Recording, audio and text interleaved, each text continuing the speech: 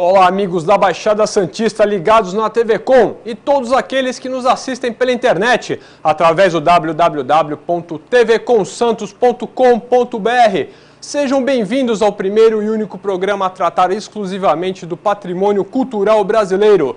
E hoje teremos documentário, notícias sobre o Brasil, a Inglaterra e muito mais, porque o Arqueonews está no ar.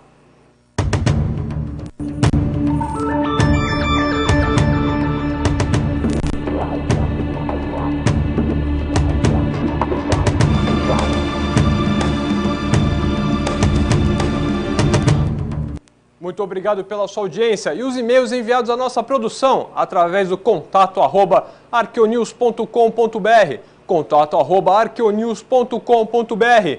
E você também pode nos seguir pelo Twitter através do twitter.com/arqueonews, onde você fica sabendo as últimas notícias da arqueologia e tudo o que está acontecendo aqui nos bastidores do programa. E você que gostaria de reprisar, de ver novamente alguns dos nossos programas, acesse a nossa página na internet através do www.arqueonews.com.br, www.arqueonews.com.br. E vamos às notícias da semana. A exploração de pedras usadas na construção civil é uma atividade que vem crescendo na região da Serra do Barriga, em Forquilha, no norte do estado. Esta empresa, instalada há quase um ano em uma propriedade particular, tem sido motivo da reclamação de moradores. No local não há placa de nenhum órgão ambiental sobre o tipo de atividade. João diz que as constantes explosões mudaram a rotina do lugar e trouxeram prejuízos. As que estão quebrando, a cisterna secou, não enche mais, o prejuízo, como é que a gente beber água no verão, secou, a bicha rachou. Então tem que fazer de novo. Maria do Socorro também culpa as explosões pela constante perda das ninhadas das aves que ela cria. De 20 só tirou um, só se criou-se um e os outros morreram na casca. Porque quando dá um tiro, treme a terra e as teias. Estremece, que a gente sente que estremece a terra e as teias. Segundo os moradores, outro sério problema causado pelas explosões aqui na região é a destruição gradativa de rochas como esta aqui. E isto vem acabando não só com as pedras, mas também com um importante patrimônio histórico e cultural descoberto aqui na região. Este é um dos 5 sítios arqueológicos descobertos em Forquilha e monitorados pelo Centro Brasileiro de Arqueologia. O lugar tem pinturas impressas nas pedras que ainda não foram datadas, mas que já fazem parte de um levantamento feito para o Instituto do Patrimônio Histórico e Artístico Nacional, o IPHAN. Célio lamenta a destruição do lugar. O CONDEMA do município de Forquilha tem uma preocupação muito grande em preservar a nossa pré-história. Inclusive, nós já tivemos a oportunidade de fazer a denúncia ao Instituto de Patrimônio Histórico e Artístico Nacional, no Ceará, e veio aqui, no local que nós estamos, uma arqueóloga e aproveitou para ver em loco a situação, fazer um relatório, enviar para a direção maior do IPHAN e até o Ministério Público Federal para tomar de conta do que é patrimônio histórico e que é patrimônio da União. O sítio em Forquilha faz parte de um trabalho acadêmico feito por Helenilton. Universitário chama a atenção para a importância da preservação do lugar. A importância da preservação cultural, da preservação por parte do meio público e principalmente por parte do IPHAN, é para poder manter a cultura, digamos, das civilizações do berço do nosso Ceará.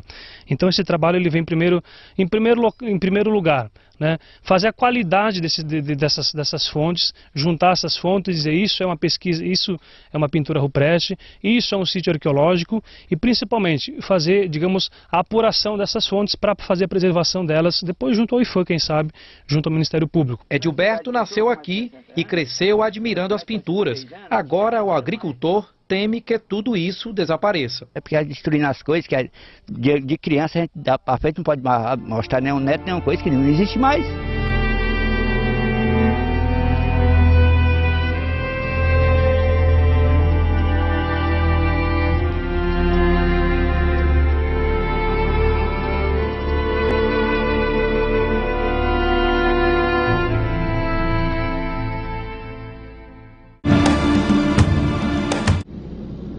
Após novas análises, cientistas acreditam que este crânio pode ser a prova de que os homens pré-históricos das Ilhas Britânicas praticavam o canibalismo. O repórter da BBC, Richard Westcott, conta que, para os cientistas, as marcas de arranhões no crânio indicam que 14.700 anos atrás, o osso da cabeça humana teria sido separado de seus tecidos com uma faca de pedra e transformado em uma tigela para comer e beber. O professor Chris Stringer, do Museu de História Natural do Reino Unido, mostra que é possível ver marcas de cortes feitos nas regiões temporais para separar o crânio da mandíbula e nas órbitas, feitos para remover os olhos. Ele diz que há mais de 20 anos os pesquisadores conheciam os cortes feitos nos ossos humanos. No entanto, novas técnicas de microscopia e o estudo de restos de animais abatidos permitem acreditar que os donos de crânios como este podem ter sido vítimas de canibalismo. Segundo Stringer, canibalismo é a hipótese mais provável, mas ainda não é possível dizer se estas pessoas foram mortas para serem comidas ou se morreram naturalmente. Se os humanos dessa região se alimentavam de outras pessoas, o mais provável é que o fizessem em locais como as cavernas da Garganta de Cheddar, no condado de Somerset, na Inglaterra. O pesquisador Bob Smart diz que os primeiros restos de animais abatidos com facas de pedra foram encontrados aqui em 1987. Em seguida, foram encontrados também restos de humanos que haviam sido abatidos da mesma maneira. As teorias sobre o canibalismo são polêmicas, mas, segundo os cientistas, o número de evidências está aumentando. Chris Stringer diz que há exemplos suficientes nos fósseis já catalogados. Ele diz ainda que, a esta altura, é preciso aceitar que o canibalismo pode ser parte do comportamento humano. Este crânio, usado nos estudos, será guardado em um cofre.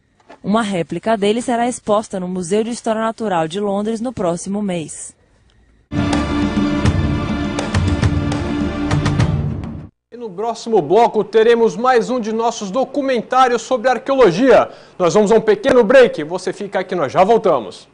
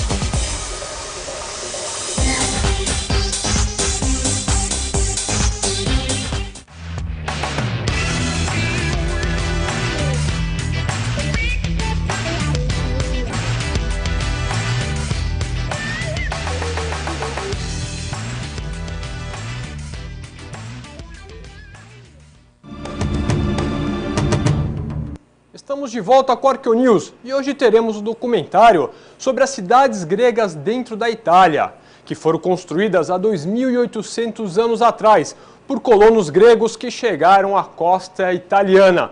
Vamos a essa viagem! The south of Italy, 9th century BC.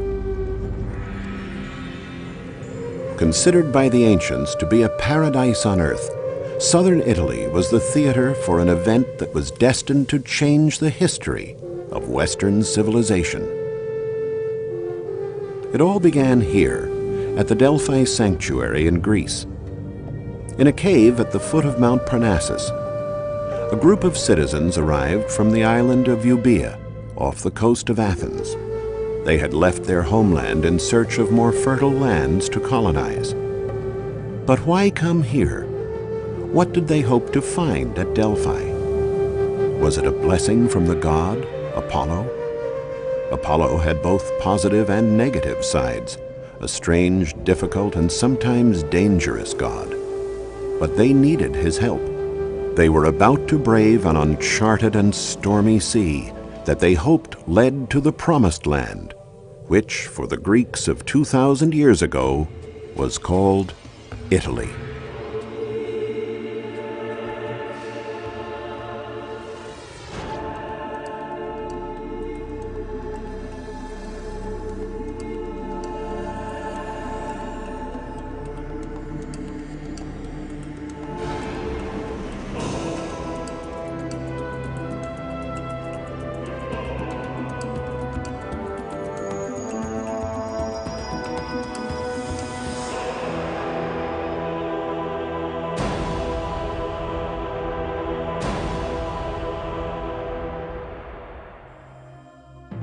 For more than 1,000 years, millions of people traveled to Delphi to seek answers from the oracle of Apollo.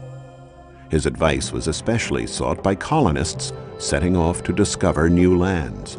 First, there were the uncharted and perhaps dangerous waters that they intended to cross. And second was simply the religious and spiritual importance of the sanctuary at Delphi at that time. Standing almost 2,000 feet above the sea, between the Gulf of Corinth and Mount Parnassus, Delphi was the Greek or Hellenic world's most famous sanctuary. Some of the greatest masterpieces of Greek art were concentrated around the temple. Today, all that is left of the statues that once adorned the sanctuary are their bases. They were colossal sculptures made of very expensive materials, and there were thousands of them. The sight of them heightened the pilgrims' expectations. There was the bronze bull, donated by the inhabitants of the island of Corfu in 480 BC. This was in honor of a bull who dove into the sea, leading fishermen to a great catch of tuna. And the splendid bronze copy of the celebrated Trojan horse, donated by the inhabitants of Argos in thanks for the spoils of war from a victory over the Spartans. But the centerpiece of the sanctuary was the Temple of Apollo, the god that oversees all beginnings, the protector of order and harmony. For those who made the pilgrimage to Delphi in search of answers, the temple was an impressive sight. It had 6 columns made of tuff along its front and 15 on each side. The frontons were faced with marble. In the pronaos, or portico in front of the cella, famous maxims were inscribed on the columns such as, "All things in moderation," and "Know thyself," phrases which capture the deepest essence of Greek wisdom. But it was the words of Apollo, transmitted through his oracle, that resonated most deeply with the Greeks. The oracle's predictions were transmitted through the frenzied words of an old priestess who interpreted the answers of the god. In a cave, the faithful awaited the response from the priestess, who, in a state of trance, recited prophetic words regarding the route to follow and where they should land. By following these directions, and probably those of sailors as well, the first Greeks reached the shores of the island of Ischia in the Gulf of Naples about 2,800 years ago. This marked the beginning of the Greek colonization of southern Italy, a vast territory given the name of Magna Graecia, which in Latin means Great Greece. But what was Magna Graecia? Basically, a group of polis, or city-states, whose wealth and power would soon exceed that of the Greek cities of the motherland. For the Greek settlers, used to the searing sun, aridness, and mountains of their homeland, Italy was a true paradise on earth, with its mild climate, abundant watercourses, and fertile plains. From the first cities sprang more. The inhabitants of Sybaris, founded by Peloponnesian Greeks, built Poseidonia, now Paestum. The people of Cumae, originally founded by Greeks from the island of Euboea, created Parthenope, which was to become the Athens of the West and is now known as Naples. Many of the residents of Naples are thus of Greek origin, direct descendants of those early settlers from Euboea.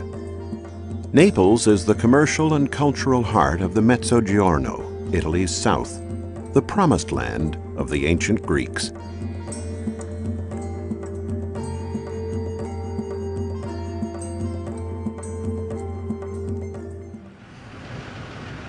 Excavations for the new subway line through the center of Naples have turned out to be a window on the city's past. Work in such sites as Piazza Municipio has uncovered not only the old Aragonese walls, but also provided a chance to view a much deeper cross-section of the city's historical layers. Archaeologists from the Naples Monuments and Fine Arts Service have found numerous objects of Greek origin, such as the small fragment of an Attica vase dating back to the 4th century BC, decorated with the figure of an owl.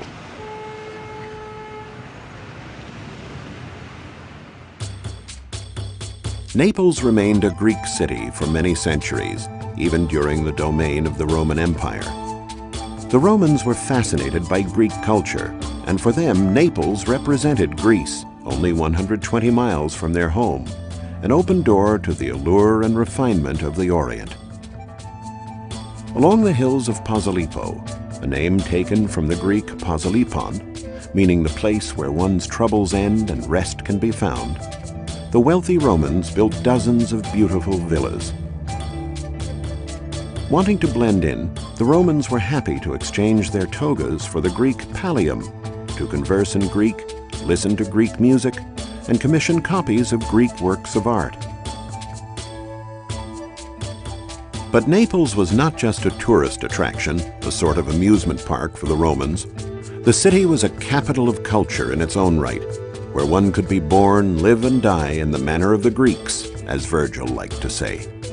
And it was here in Naples that the great author of epics wrote the Aeneid. Reproductions of masterpieces of Greek sculpture were much sought after, a big business at the time.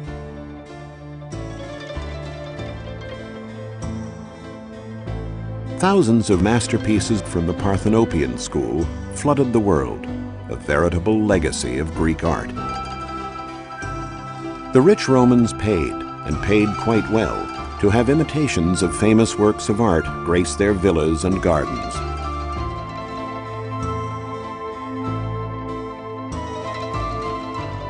Another aspect of Greek culture the Romans appreciated was theater.